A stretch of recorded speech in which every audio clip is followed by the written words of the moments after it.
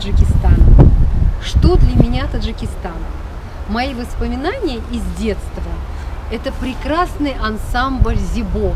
Может быть, помните танцевальный ансамбль «Зибо», где танцевали красивые таджикские девушки. Танцы были настолько колоритными, настолько интересными. Весь Советский Союз восхищался красотой и танцами ансамбля «Зибо».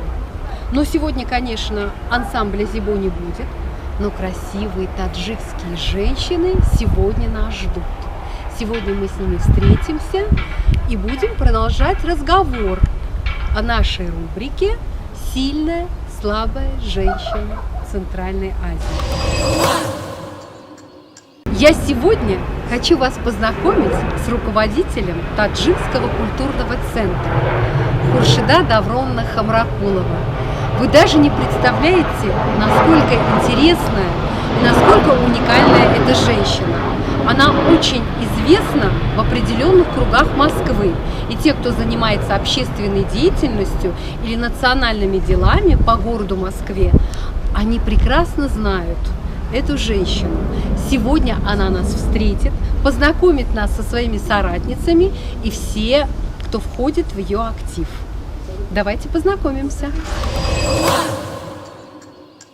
Ассаламу алейкум, дорогая Хуршида. Дорогая, здравствуй, здравствуй, моя хорошая. С приездом. Очень Спасибо. Здорово. Спасибо, что вы приехали. Здравствуйте. Дорогие друзья, хочу вам представить Хамракулова Хуршида Давронна. Это яркий представитель таджикских женщин и известная в определенных кругах города Москвы, особенно среди тех, кто занимается национальными проектами. Ассаламу алейкум! Хуршида, какие у тебя гости? Одна красивее другой. Еще бы. Ты сейчас нас со всеми должна познакомить. Наверное, тебе, Гулечка, известно, что таджички очень красивые. Очень красиво. Вот Я как раз в самом начале рассказывала об ансамбле «Зибо», известном на весь Советский Союз, где танцевали самые красивые таджикские девушки. А сейчас самые красивые таджикские женщины здесь. Москвы здесь. И Хуршида Давронна нас с ними И познакомит. самое интересное следующее. Самое интересное, что «зебо» и означает красота. Так что знакомлюсь с красотой. Это Бекурбон, по-русски Белла, вот Ахмедова. Она дизайнер, великолепный дизайнер, ученица Вячеслава Зайцева, а обо всем победительница очень многих конкурсов и участница наших проектов. А об остальном будем говорить немножко позже. Дальше у нас идет Зариночка Самадова. Зариночка Самадова оперная певица. Она солистка оперы Московского государственного академического театра имени Натальи Сац. Я вам всем рекомендую как-нибудь пойти на ее выступление и послушать. А самое интересное, что она не удовлетворилась тем, что она прекрасная певица, владелица великолепного голоса, а она еще и аспирантка, которая вот-вот заканчивает свою диссертационную работу. И мы скоро пойдем на ее защиту все вот вместе дружно. А дальше идет Турсуной у нас вот в белом иранском одеянии сегодня она. Да. Турсуной Хасанова. Она в молодости служила в Афганистане, военнообязанный человек. Вот, была там много всяких интересных, выполняла задач. Вот. Такая красивая женщина и выполняет государственные задания. Государственные задания. И даже сегодня она является представителем Российской Федерации в Иране. Так что, а дальше у нас идет, рядышком вот стоит, это наша самая замечательная скрипачка, я ее называю таджикская Ванесса Мей, потому что она у нас заслуженная артистка Республики Таджикистан, она замечательная скрипачка, очень тонкий музыкант и страшно любящий свою работу, и член нашего культурного центра. Она руководит нашими культурными программами, помогает культурному центру изо всех сил. Вот, бескорыстно, уже с самого начала деятельности культурного центра, а нам уже скоро 25 лет. Но зато здесь у нас Маузуна Хайдарова. Я должна сказать, что моя Маузуна, она у нас кандидат педагогических наук, она преподаватель Московского государственного университета имени Ломоносова, член нашего культурного центра, активнейший член нашего таджикского культурного центра, нашего сообщества. Я страшно рада, что у меня вот такие замечательные друзья. И что команда наша, это наша команда на самом деле, что у нас такая крепкая, хорошая, дружная И очень красивая команда. И все А мы все женщины рады, что у Какие нас молодые Шета Давроновна руководит нашей культурой. Педагогика мою А мы, дорогие друзья, рады, что вы приехали. приехали сегодня в такой цветник. Да. Пожалуйста. Я должна сказать, что Маузуна хозяйка вот этого дома. Она сегодня нас принимает, между прочим. Это мы в ее доме сегодня. Мы хотели где-нибудь в ресторанчике.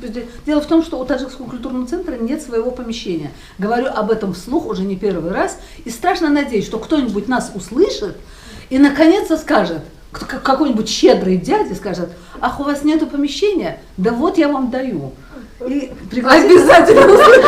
Я думаю, что обязательно услышит и увидит такую красоту и скажет: сегодня я приглашаю Таджикский культурный центр. Вот Таджикский культурный центр поэтому собирается то у Мавзуны, то у Майсары, то у Хосия, то еще где-нибудь. В общем, мы в разных местах собираемся, то где-нибудь в ресторанчике, где-нибудь в кафе.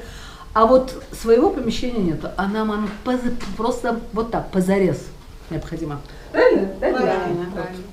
Все со мной согласны. Так что хозяйка дома нас принимает. И мы сегодня, вот видите, какой стол он накрыла. Я вообще сказала, да мы просто чашечку кофе попьем, ничего не делайте. Тем не менее, ну, таджики не могут. Если к таджикам приходят гости, даже если это не прошлые гости, как мы, все равно таджики обязательно накроют очень обильный дастархан и будут от всей души угощать. Вот сегодня Маузура нас угощает. Мархабо, Шомадет. Шомадет в Эстонии здесь, Мархабо. А мои нозу немат бешарпедишмо. Переведите Я сразу. перевожу. Значит, добро пожаловать, дорогие гости. Все, что на столе, сделано для вас. Наслаждайтесь. Спасибо. Значит, Маузуна у нас, хозяйка этого дома, она кандидат экономических наук, преподаватель Московского государственного университета имени Ломоносова. Кстати сказать, в этом университете я когда-то закончила аспирантуру и начинала свою трудовую деятельность на кафедре советской литературы как раз в МГУ. Так что мы с ней в какой-то мере имеем одну альма-матер. Там очень хорошие руководители у меня. Чаев Владимир Тигранович, Суйц Виктор Павлович и Шеремет. Я защитилась, и на мою защиту отец приезжал. Когда он приехал, он сказал, что ну, теперь уже на кандидатской степени нельзя остановиться, дальше учиться. Тем более аудит была такой новая структура. Но я в итоге выбрала, у меня уже дети были, в школе подготовиться нужно было. Более немножко науку завернула и начала усиленно заниматься детьми.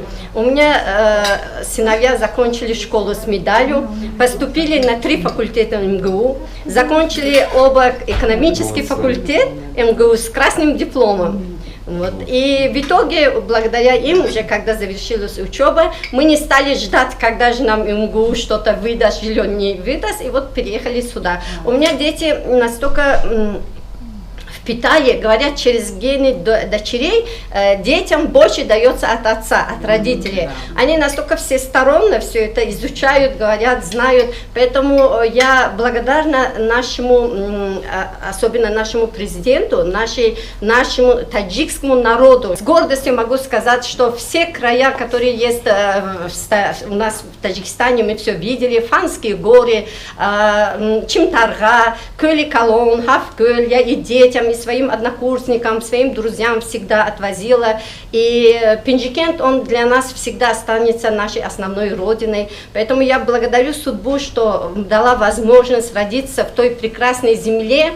И здесь я стараюсь вместе с моей дорогой Шетой Давроновной, Ногиджон и всем нашим таджикским культурным центром донести до народов всего мира нашу культуру, наши ценности, ценности таджиков, наше гостеприимство, дружелюбность.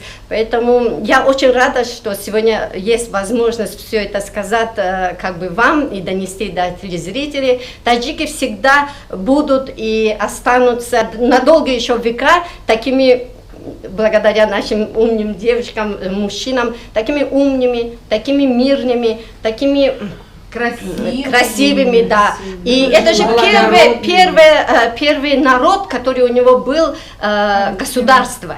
Поэтому я желаю нашему государству процветания. Да, у меня Диваштиш, Сагдиан, Бадахшон, Заравшон, у меня Заравшанская долина, Фанские горы. Поэтому как раз отец мой от Панджруда буквально пешком дойти. Он как раз там родился в Артуче. Он оттуда, истоки его, да, истоки моих корней из Артуча. Моя мамочка, да, родилась как раз вблизи Панджруда, она из Зерихсор. Поэтому я очень хочу вам сказать, что Таджикистан весь прекрасен, а мое место рождения, город древний, он, да, в нем самый, да, изюминка Таджикистана. Какие люди там жили? Поэт наш, да, великий Лоих Ширали. Лоих Ширали с нашей местности, Мазори Шариф. Я скажу вам спасибо огромное вашей группе, что пришли сегодня, да, дали нам возможность высказаться и с гордостью донести, что мы будем и останемся самыми искренними таджиками и нести этот флаг с гордостью. Спасибо. Будем считать, что сегодня собрался весь актив таджикского культурного центра. Не весь, конечно. Да. Но самая важная часть. Самая важная часть, да. И мы продолжим наш разговор за чашкой душистого чая. Да.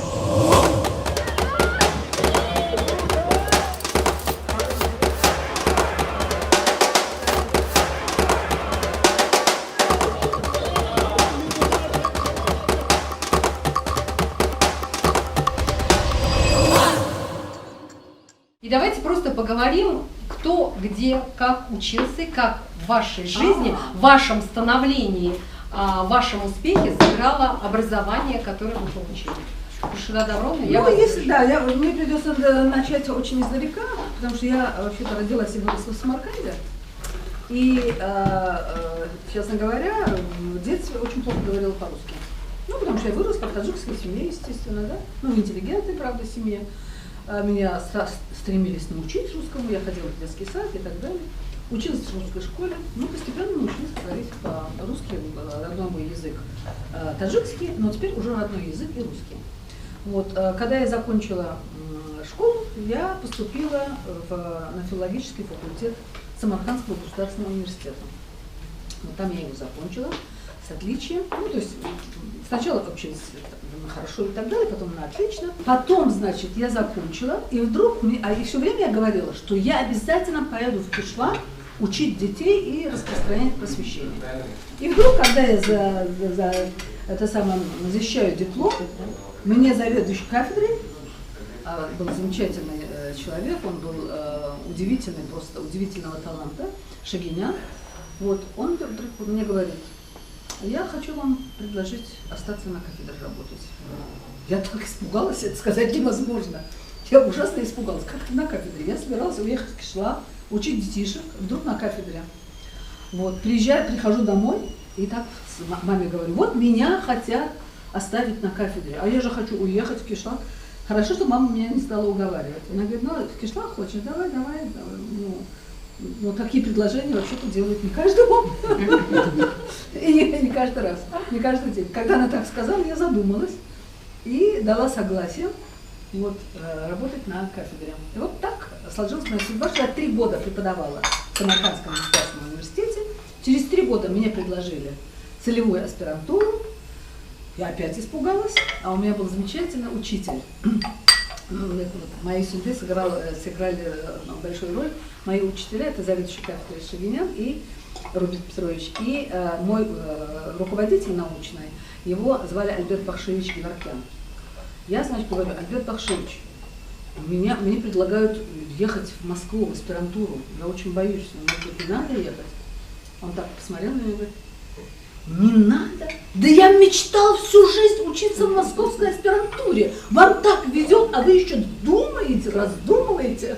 Этого было достаточно для того, чтобы я уже дальше не раздумывала. Вот так получилось, что я в тот же год, это значит в 69-м я закончила университет, а в 72-м году я уже приехала в Московский университет, поступила в аспирантуру благополучно. Меня сразу взяли, в общем...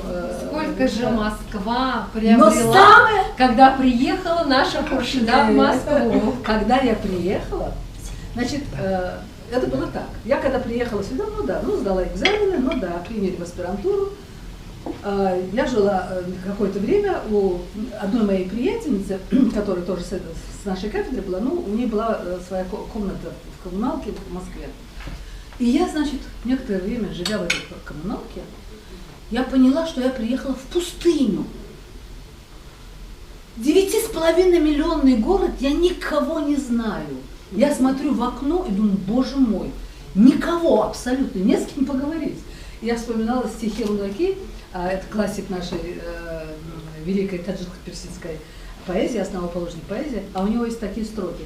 «Босат хазорка астанхои, бесат хазорка астанхои». Ты одинок в толпе многолюдной, как одинок и в пустыне безлюдной. Вот, да, то есть я почувствовала себя в этой вот многолюдной толпе абсолютно одинокой, как в пустыне. Вот, это был первый год, вот, первые месяцы моей жизни. Еще огромная энергетика Москвы. Вот, огромная энергетика. Да, все бегут, да. Все бегут. После маленького кишлака. Ну, Самарканд это не кишлак, конечно. Но я имею в виду, ваше детство прошло в кишлаке. Нет, не в кишлаке, в Самарканде, в городе. В городе, да. Нет, я городской туристический город. Туристический, это большой город, это древний город, это с огромными, древнейшими традициями, это все само собой. Я выросла недалеко, прямо почти под стенами этого самого таджикского Кремля, я так называю, Регистана, да, Бибиханым, все эти замечательные горы мира и так далее, да. Очень красивый, конечно, совершенно уникальный город. Я привыкла к тому, что там всегда много народу, что это многонациональный город. А когда я была маленькая, через ту улицу, где мы жили, проходили караваны верблюдов. Ну, тогда еще я родилась. Я же древний человек, ребят.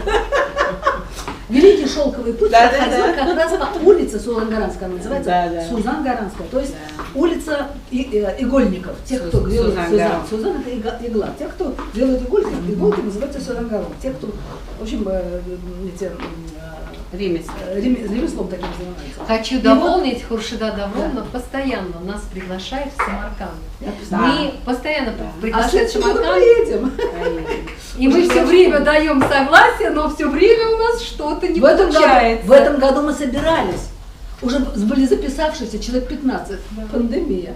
Вот не повезло, да, пандемия. Но я думаю, что это наша мечта обязательно сбудется. Я очень хочу. В этом не сомневаюсь. У нас уже есть на всех этапах договоренности, на всех уровнях договоренности, что мы туда приедем. Я вам покажу Самарканд во всей его красе, расскажу то, что вам никто, наверное, не расскажет. Кроме того, там еще есть и люди, которые хорошо знают историю города. Но этот город я очень люблю. И вот, честно говоря, после того, как я окончила аспирантуру, так получилось, у меня же целевая была, я должна была вернуться, там мне в Самарканде, в Самаркандском университете держали место. Я должна была туда вернуться. А так получилось, что я в 1972 году здесь вышла замуж. Нет, в 1973 году я вышла замуж. У меня родилась, в 1972 году вышла замуж, в 1974 у меня родилась дочка. В 1904 родилась дочка. Потом, значит, я несколько раз задержалась в моей аспирантуре, я же должна была немножко точку там растить и так далее. И моя защита несколько задержалась. Но я думала, что как только я проведу защиту, я уеду в Самарканд. И что вы думаете? 20 лет я сидела на чемоданах. Нам уже дали квартиру в Москве, как молодым специалистам.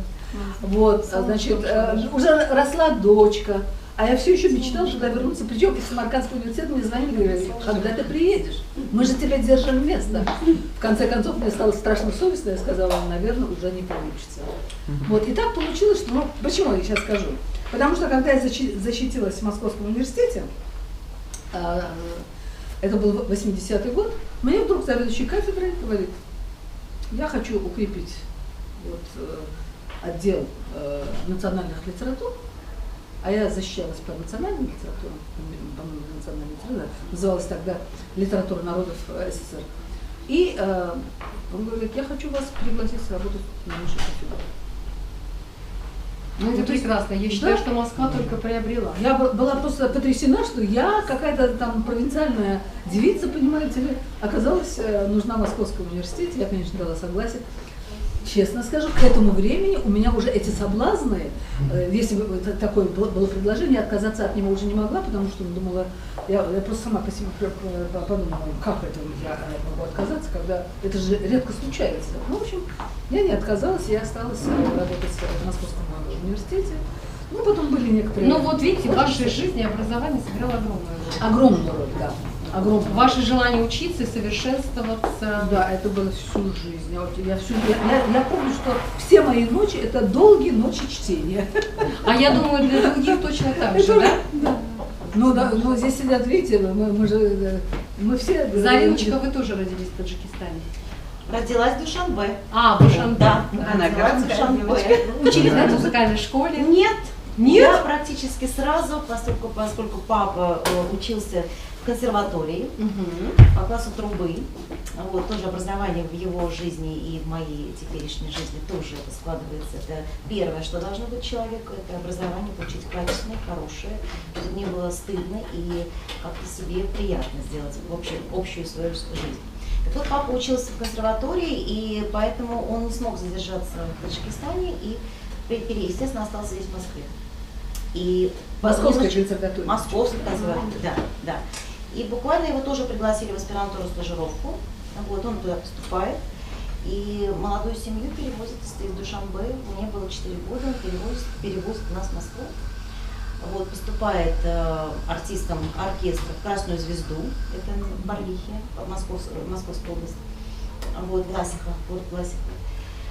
И там мы сначала начинаем свою жизнь молодую, я маленькая, ну, там мы живем в общежитиях, а потом в Одинцово переезжаем, да ему дают квартиру, вот, тоже молодому специалисту. И, собственно, вот наша жизнь, моя жизнь с 4 лет в Москве. А как вот у вас обнаружили голос, желание петь? Как вы пришли к этому? Да, это вообще, конечно, на самом деле, не могу сказать, что у меня голос обнаружили сразу, поскольку обычно люди, как принято, да, что оперные певцы, музыканты, они должны постоянно петь, что-то напевать, они должны как-то себя вот реализовывать, да, с детства. У меня этого не было никогда, была вообще молчуней страшной, вот, очень застенчивой девушкой. Но в один прекрасный момент, сидя играя около подъезда с мальчиком, в семью, мама, папа, я начинала что-то там петь, мурлыкать. И выходя, наша соседка из дома услышала и сказала моим родителям, что, вы знаете, а Зарина, в общем, у нее есть какие-то данные вокальные, а женщина, она педиатр. И, видимо, какой-то тоже слух, наверное, врача как-то ей подсказал, что